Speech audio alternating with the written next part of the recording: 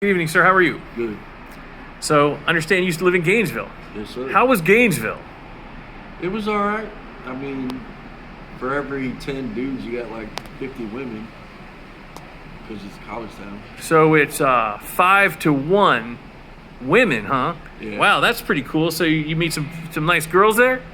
Yeah, you meet all types of females there. Okay, some nice ones and some not nice ones, huh? Yeah. Okay. You have a girlfriend? I'm talking to someone. How long you known her? About a week. Okay. You trying to make something happen with her? Yeah. You want to give her a first name? No. Okay. So, understand you work for a pool cleaning company? Yes, sir. How long you done that kind of work? I just started in January. So, does that make enough? You said you live in an apartment, right? Yeah. Does working for a pool company in Pinellas County make enough to get and keep an apartment? Yeah, I get paid every single week. Okay, so you make good enough money. Do you have your own place? You have a roommate? I got a roommate.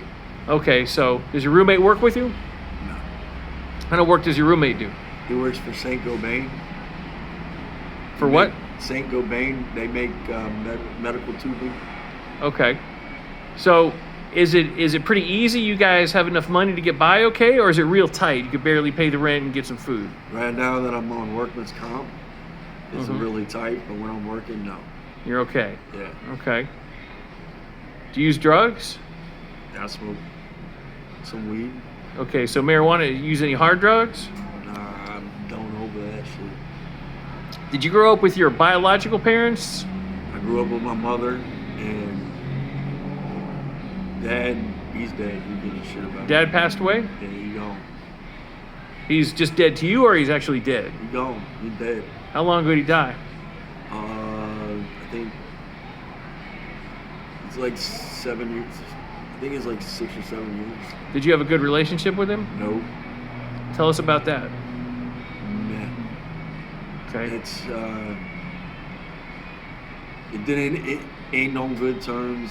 He got to. I talked to a little bit about how life was and how it was fucked up that he left and shit, and how he left and. Was he on drugs? Oh hell yeah. Tell us about your father's drug use.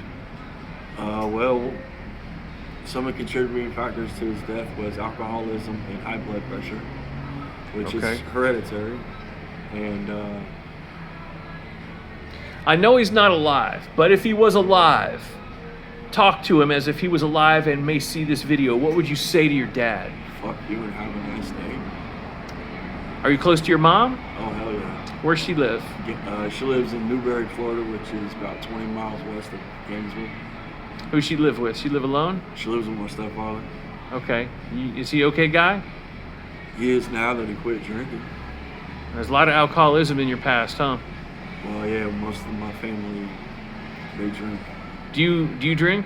I used to up until Friday of last week. Oh, so you recently quit. I am Oh, a week sober. are you with Alcoholics Anonymous? Yes, I do. I got the meeting guide app on my phone, and I do AA meeting via Zoom every morning Okay. at 11. Good. I'm sure that helps. Yeah. So, what else would you like to tell us about your current situation? What good, what bad, what positive, what negative, what struggles are you having? Getting hurt in the end of January, being on workman's comp for most of February, and then going to Pasadena Urgent Treatment Center, never go there. This shit sucks. The guy reminds me of Dick Van Dyke from Diagnosis Murder, whatever it was on TV back in the 80s. But going back to work for 2 weeks and then re-injuring myself and So you get hurt a lot. no, I'm not accident prone or anything like that. It's just, I think in the last year, my drinking consumption was a lot more than it used to be.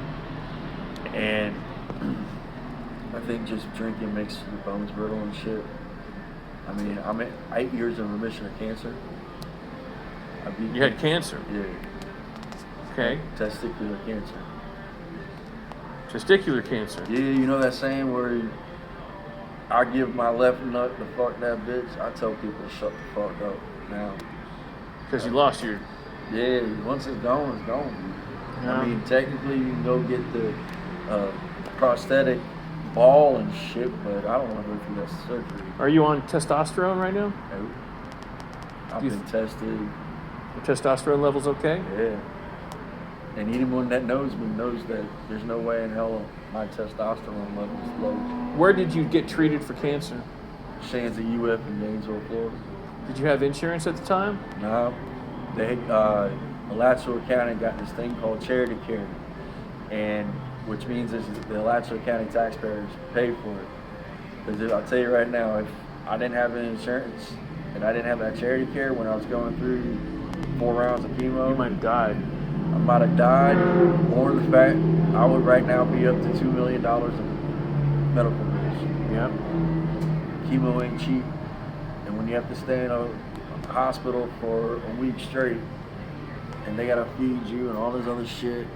So you're a hard-working cancer survivor who happens to be on workers' comp right now. Yeah.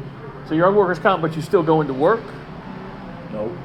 Okay. I'm at 100% can't work because I can only lift 5 pounds with my left arm because the rib broken right here, and now since I re-injured it, it hurts a lot more worse than it did before. So I don't know because there's certain things that I can't do with my left arm because it hurts. So I'm going to an orthopedic on the 3rd. So. Have you received good medical care since you've had your injury? The first place I went to that my job sent me to, hell no. The second time I went to the emergency room, they got me. They took the X-rays. They said, "Yeah, your ribs are not." This time they used the word ribs instead of rib broken. As if there's more than one that was problematic. Yeah. So, Okay. and I broke it on trying to get a leaf canister that goes onto a pump or goes onto a vacuum in the pool. It was too hard to put it right here. When you first came down and got your apartment, how much did it cost to get in? Is it in your name or your roommate's name or both? It's in my roommate. Oh, when I first got here, it was in my roommate's name, and I lived there off the books. And then in October, I put my name on the lease, Okay. and we pay close to $1,400 a month $1,400 a month. That's not bad around here. for a 2-bedroom, 1 bath. That's not bad around here. Well, at the end of October, I'm actually moving out because I can't really do my roommate's lifestyle too much anymore. What's up with your roommate's lifestyle? Just a different woman almost every single night. He's They a don't- stud. He thinks he is. Are they pretty girls? Are they good-looking ladies? Oh yeah, man. 1 or 2. 1 or 2. Okay. Why does it bother you that he It's has? just, certain things. It's taken me a few months just for him to put his speaker in his room and play music while he's doing it, so I ain't gotta hear or some chick fucking screaming. I don't want to hear that shit. Okay, so he engages in a lot of sexual activity in there. That, and he meets most of these chicks online, and I keep trying to tell him, man, it's not about them. It's about who they know. And I don't know what you're spewing to them on the fucking phone. I don't know what you're saying to them. And if you're just gonna hump them, pump them, and dump them in one goddamn night, what makes you say they know how to get here? So what makes you don't think they're gonna tell their fucking? You think it's homies? dangerous? Yeah. He might hurt their feelings. They come back and want some kind of revenge. Yeah, he works nights. I don't. And I'm also used to be in the military. I ain't never. You're a been military veteran. Yeah, I ain't never been in that situation before, so I don't know what's gonna happen. I don't know if I'll fight back. Don't know. I do keep a knife in my room. In case some crazy woman comes and tries to mess with you. In case some shit happens. Like I said, I smoke weed. I got weed at my house. I don't need that. Have you ever been arrested? Yep, twice. You want to tell us about that? Got arrested in 2005 for 2 pot charges and a delinquency to a minor charge that got dropped when I got to the jail.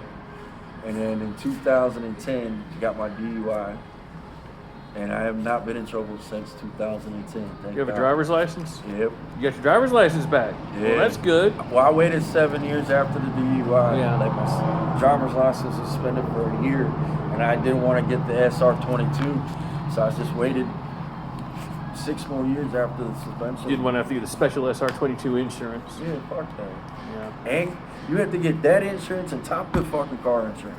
Yeah, it's not good. Yeah, fuck. So I just waited the 7 years and had an ex-girlfriend of mine when she got her taxes pay for my license to get back. Your girlfriend did this for you.